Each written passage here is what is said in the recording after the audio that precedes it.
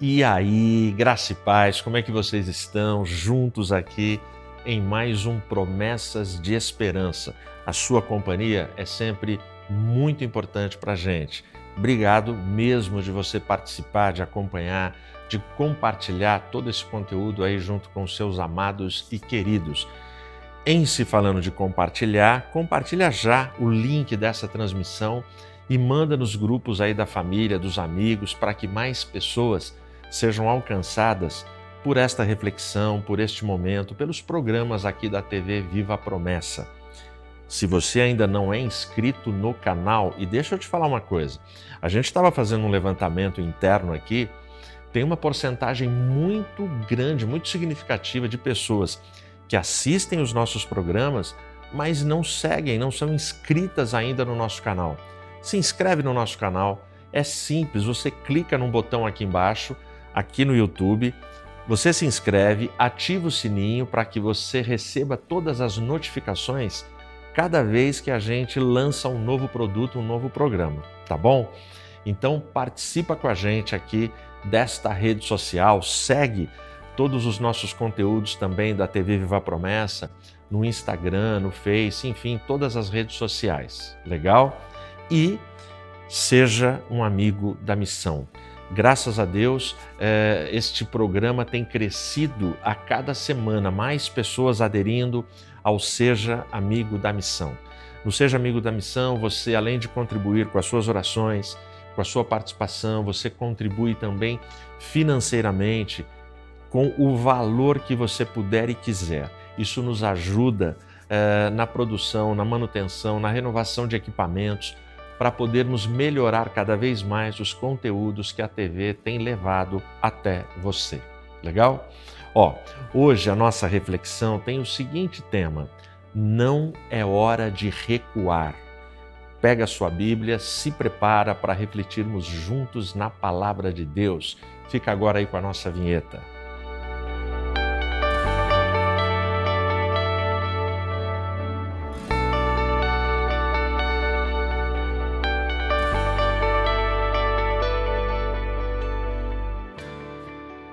Não é hora de recuar. E o que é recuar? Recuar, às vezes, pode ser uma boa estratégia. Por exemplo, o pessoal que gosta de esporte.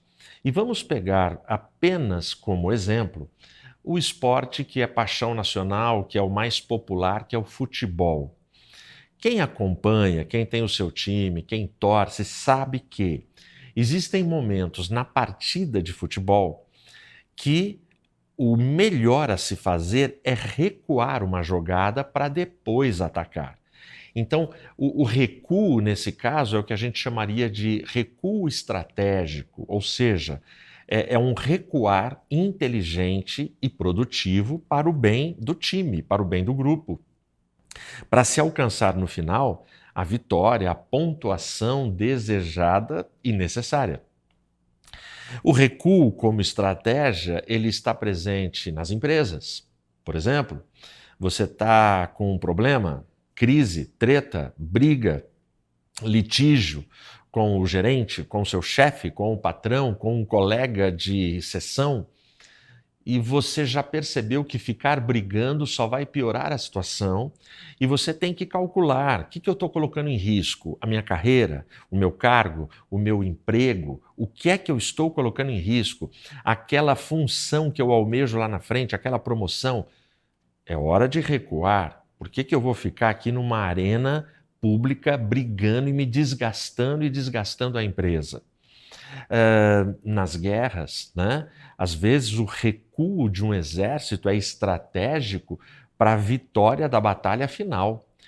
Portanto, neste aspecto, nestas situações que eu exemplifiquei aqui para você, o recuar tem o seu espaço e tem o seu lugar. Porém, existe uma área que nós não podemos recuar. Existe uma área que a cada tempo, de tempos em tempos, o nosso espírito comunica ao nosso coração essa frase: não é hora de recuar. Ainda que a gente pense em recuar, não é hora, nunca será hora de recuar. E qual é o campo, qual é a área que eu estou citando para você? É na área da fé. Na fé, nós não podemos recuar, nós precisamos avançar. E eu vou ler para você 3 versículos que eles vão explicar direitinho isso para a gente. Abre a sua Bíblia em Hebreus, no capítulo 10. Eu vou ler em nome de Jesus os versículos 37, 38 e 39. Acompanha. Diz assim: porque por mais um pouco de tempo, aquele que há de vir, virá e não tardará. Mas o justo viverá pela fé. Mas se algum homem recuar, a minha alma não terá prazer nele. Nós, porém, não somos daqueles que recuam para a perdição, mas daqueles que creem para a salvação. Ora comigo. Senhor, muito obrigado por essa palavra, obrigado por esse momento, obrigado por este tempo. Fala conosco, fala com poder, fala com carinho, dá-nos, ó Senhor, direção na nossa jornada e caminhada. Em nome de Jesus, amém. Na vida, eu e você, nós podemos recuar naquelas coisas que são pertinentes, que são inteligentes, que nos foram aconselhadas, que recebemos orientação, naquelas coisas verificáveis que já foram provadas e aprovadas, naqueles embates que já foram enfrentados, portanto, eles já foram testados. Então, todas as situações onde o recuo tem equilíbrio e tem razão de ser na vida, eu diria para você não se deixar vencer pelo orgulho. Recue, sem nenhum problema.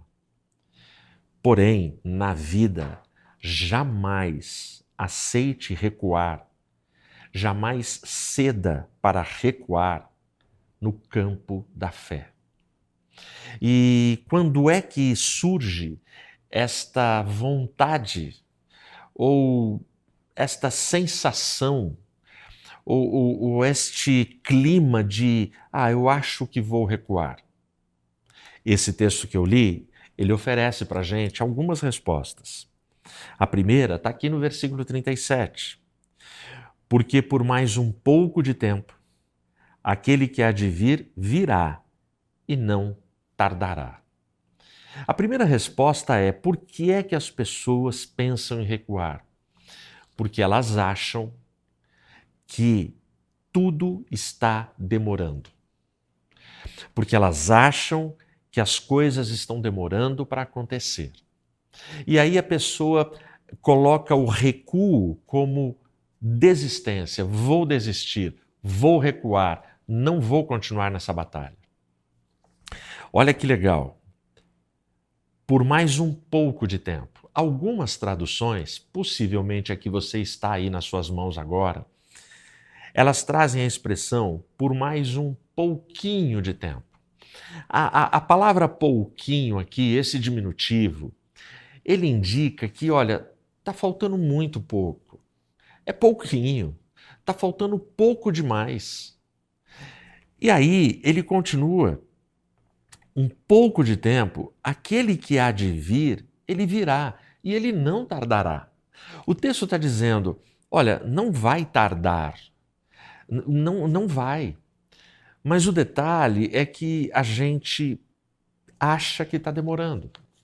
Nós oramos, nós fizemos votos, nós prometemos coisas, a gente idealizou, imaginou uma sequência que iria culminar na bênção que nós aguardamos, mas por algum motivo as coisas que imaginamos, as coisas que nós planejamos, elas não saem exatamente como nós gostaríamos que saíssem.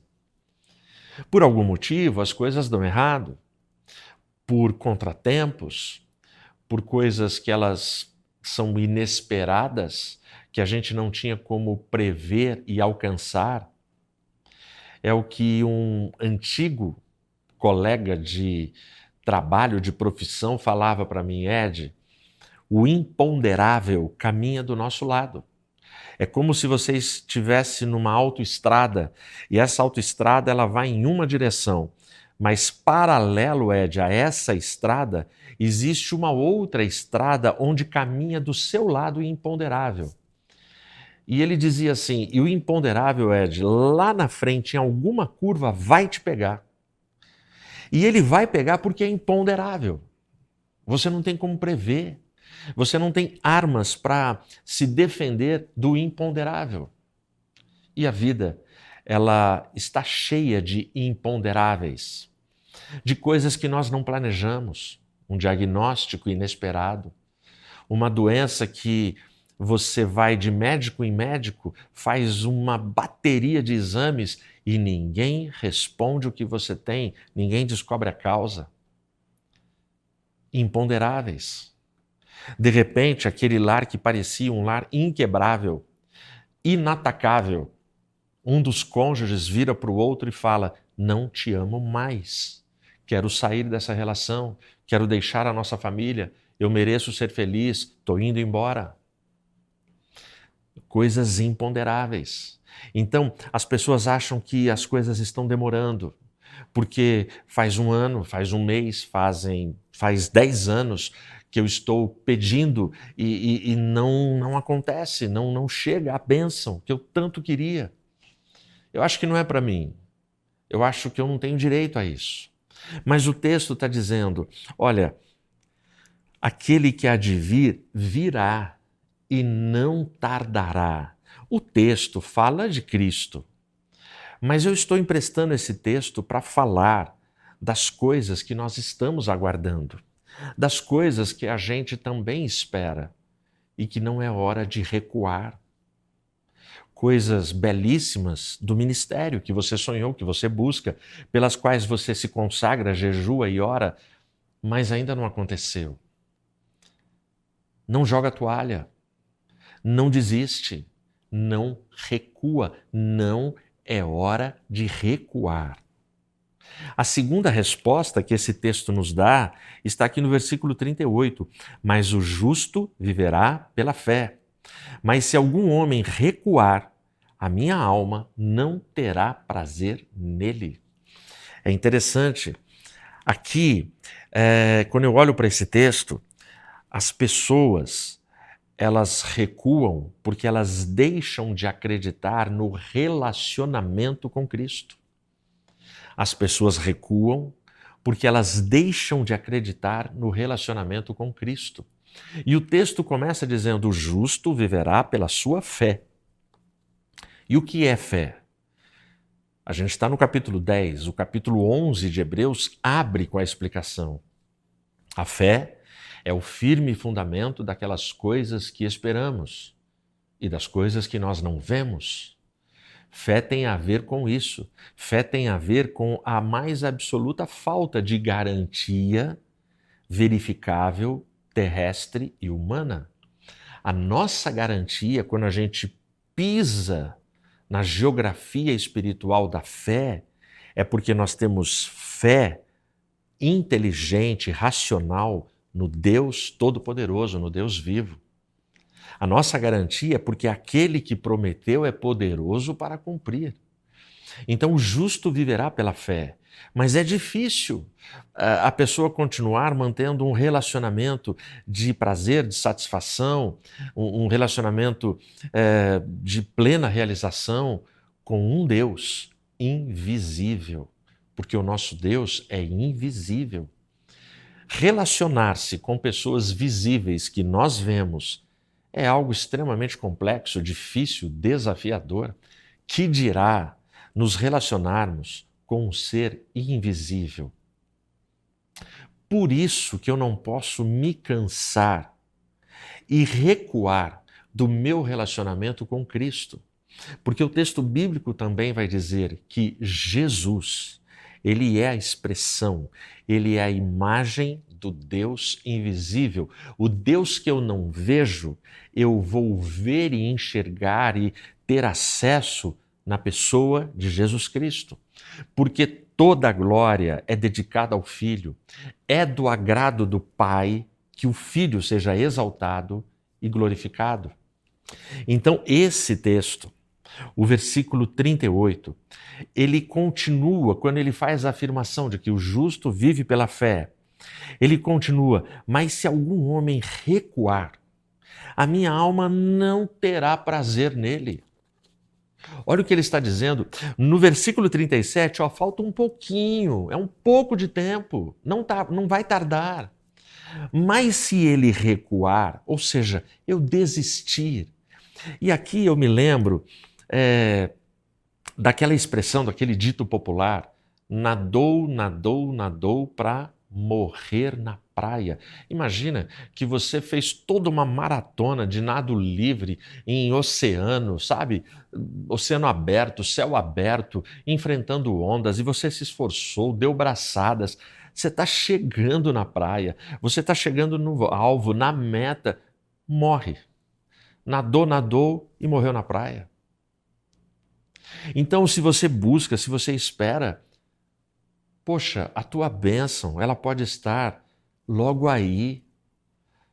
Aquilo que você tanto pede, aquilo que você tanto necessita, aquele milagre que você tanto busca, pode estar logo aí. Aquela promessa de esperança que nutre a sua fé, que alimenta a sua fé, que te mantém vivo, que te mantém produtivo, que te mantém ativo no reino, pode estar logo ali.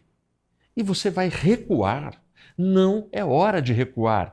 E olha como o texto termina: porque se ele recuar, a minha alma não tem prazer nele. Olha a decepção de Deus com o seu filho, com aquele adorador. Eu sou filho, você é filha. Imagina, Deus olha para a gente como filhos que o louvam, que erguem as mãos, que glorificam o seu nome, filhos que fizeram votos, que prometeram coisas, que oram em nome de Jesus todos os dias, todos os momentos, pelos mais diferentes motivos. E aí, de repente, a gente recua. E aí Deus olha e fala: puxa, eu não acredito. Eles estão recuando. Eles desistiram do relacionamento comigo. Então, nesse momento, essa expressão, a minha alma não tem prazer nele, ou seja, Deus está dizendo: eu deixo de ter satisfação por esses filhos, eu não tenho prazer, eu não tenho alegria com eles, porque eles vacilaram, eles não confiaram no que eu prometi, eles não confiam em mim, eles desistem. Ou seja, o relacionamento se desintegra. O relacionamento se fragiliza, o relacionamento caminha para o fim, ele acaba. Então, o recuo, ele traz dores profundas, o recuar traz perdas e prejuízos espirituais para todos aqueles que recuam. Então, não é hora de recuar. E por que não é hora de recuar? O último versículo conta para a gente. Ele diz: nós, porém, não somos daqueles que recuam para a perdição, mas daqueles que creem para a salvação da alma. Olha a conclusão. Nós, porém, nós não somos daqueles que recuam para a perdição. Essa afirmação deveria fazer com que você pensasse seriamente na decisão de recuar ou não. Nós, porém, não somos como aqueles que recuam para a perdição. O texto está afirmando que o recuar tem um alvo. O recuar tem um destino. O recuar tem a ver com se encontrar com a perdição. Porque Deus vai me castigar? Porque Deus vai me colocar no inferno? Porque Deus vai me colocar no fogo do lago de fogo? Porque não. Nós não somos como aqueles que recuam para a perdição. O detalhe de recuar, desistir do relacionamento, não confiar em Deus, esse simples ato me coloca na rota de colisão com a perdição. Deus não precisa mover um dedo, uma palha, um sopro de Deus para me colocar na perdição. A minha escolha me leva para a destruição. Exemplo, filho pródigo, a parábola. O menino vai e fala, pai, me dá a minha parte. Pai, eu quero viver a vida, eu não quero mais ficar em casa, eu cansei de você, pai, cansei do meu irmão, cansei dessa família, cansei desse lugar, cansei dos seus empregados, cansei, pai. O filho não fala tudo isso na parábola, mas é o que fica claro, porque a herança é entregue, é dividida quando morre o pai. O pai estava vivo e o filho está falando, eu quero ir embora, não quero ficar aqui. E na parábola o filho vai, e o filho encontra a perdição, não porque Deus o castigou, o pai, com dor, com tristeza, dá a parte e fala, tá aqui meu filho, pode ir.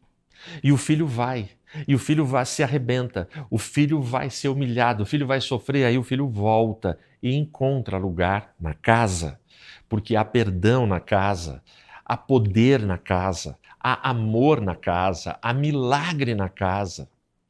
Portanto, nós não somos daqueles que recuam para a perdição. E olha como é que o texto vai terminar dizendo para a gente, mas nós somos daqueles que creem para a salvação da alma. Ou seja, eu continuo firme na minha jornada cristã. Independente se as coisas não acontecem, se as coisas demoram, se elas não acontecem como eu gostaria que acontecessem, se eu não compreendo as coisas que estão acontecendo, eu estou caminhando. Eu estou sendo humilhado, eu estou caminhando. Eu estou sendo atacado, eu estou louvando, eu estou adorando, eu sigo caminhando e crendo, porque eu estou caminhando para a salvação da minha alma. E em nenhum momento aqui é mérito.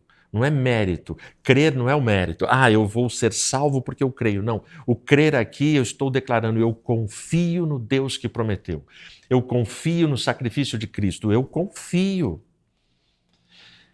Salvação da alma. Nenhum de nós consegue exatamente explicar como se dá isso. A gente explica teologicamente, sistematicamente, Cristo subiu numa cruz, morreu por mim, pecador, portanto agora eu tenho acesso. Mas essa coisa da alma, da salvação eterna, da perdição, é contexto forte demais, profundo demais, mas eu preciso entender e fazer a minha escolha.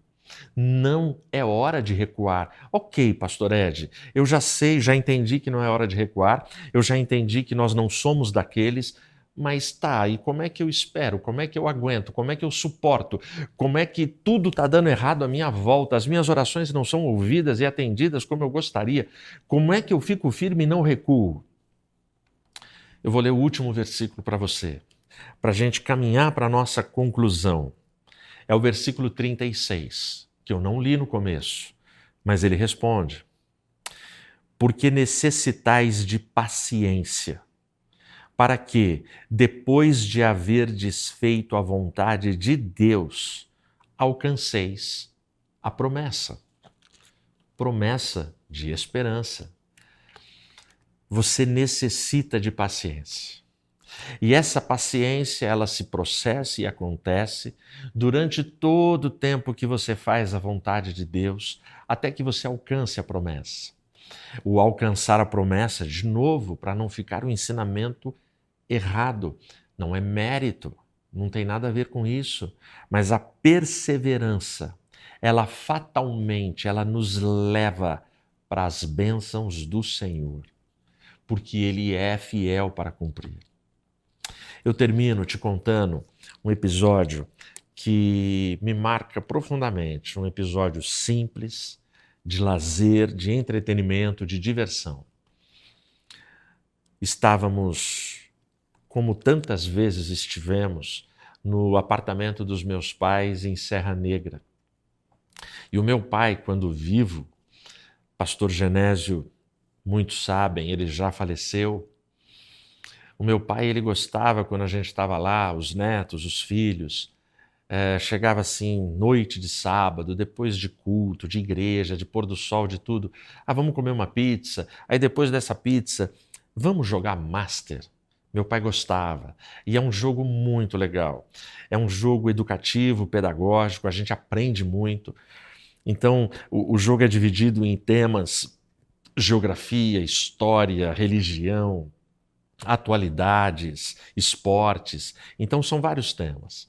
E aí, cada participante escolhe um tema para responder sobre aquele tema. Então, você está em volta da mesa, na sequência está a Regina, minha esposa, e ela escolheu ciências naturais. E esse era o tema que a Regina sempre escolhia, porque ela sempre gostou de ciências naturais. E eu estou aqui com cartelas e eu faço uma pergunta para ela. Regina, como se dá a fotossíntese? E ela vai responder. Se tiver errado, eu vou falar, tá errado, Rê. E a cartela já tem a resposta certa. Se ela acerta, ela anda uma casa. Se ela erra, ela fica parada.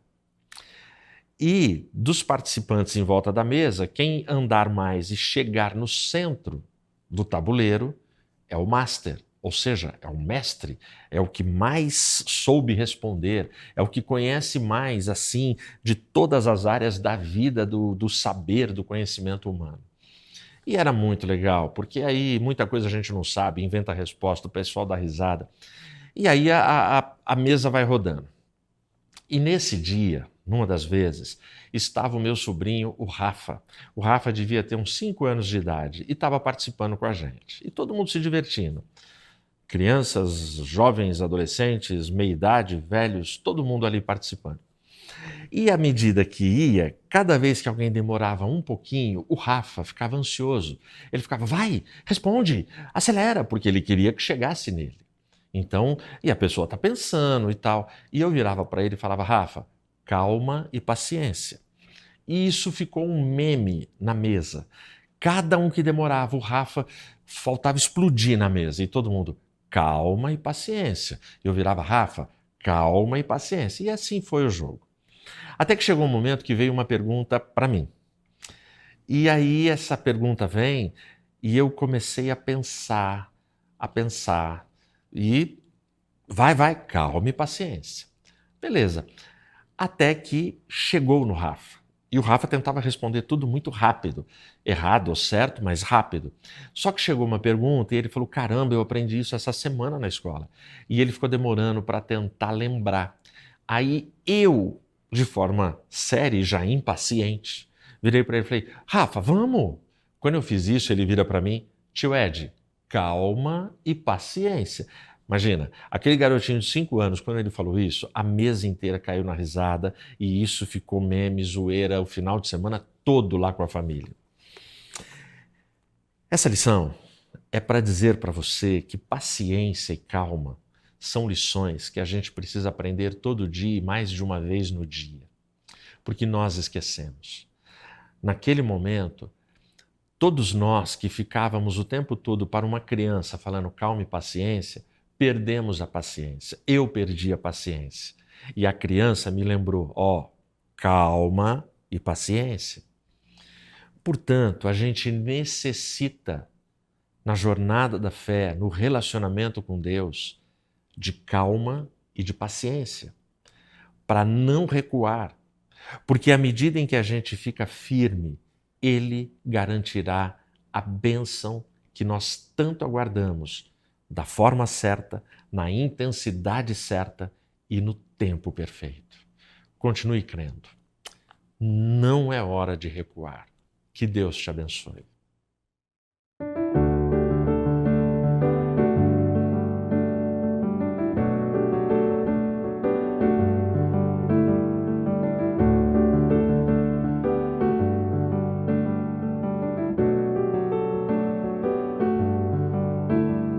De todas as tribos, povos e raças, muitos irão te louvar.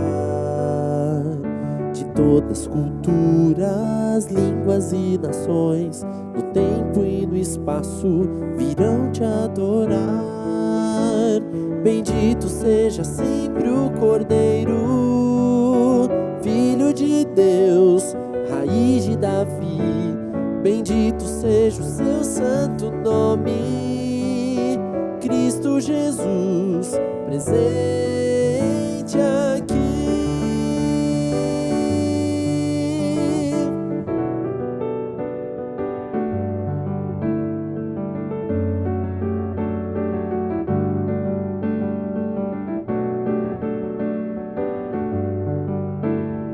remidos comprados, grande multidão, muitos irão te louvar.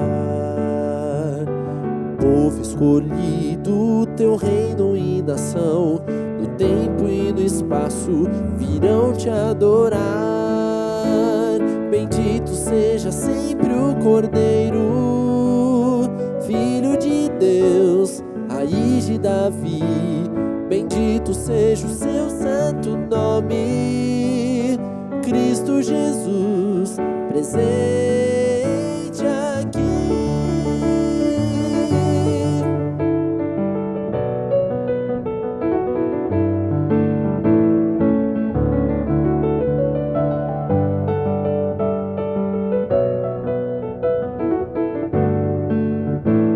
E a nós só nos cabe tudo dedicar, oferta suave ao Senhor.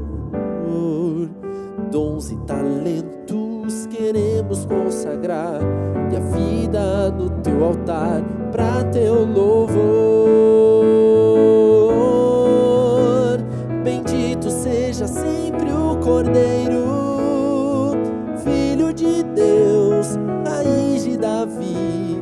Bendito seja o seu santo nome, Cristo Jesus, presente aqui. Bendito seja sempre o Cordeiro, Filho de Deus, raiz de Davi. Bendito seja o seu santo nome, Cristo Jesus, presente aqui.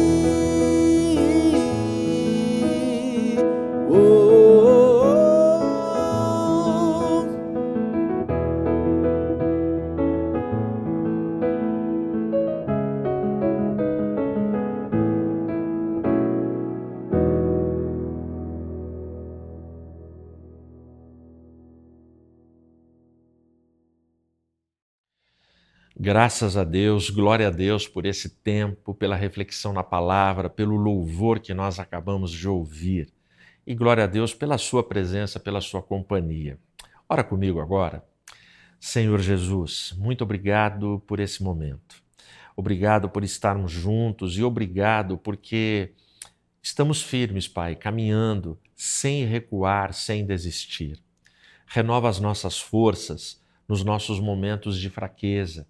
Quando tivermos a tentação de recuar, que o Teu Espírito Santo nos anime, nos renove, nos restaure e nos fortaleça, mas que a gente se mantenha firmes nos Teus caminhos. Cuida dos Teus filhos, cuida, Senhor, de cada família. Em nome de Jesus eu oro. Amém.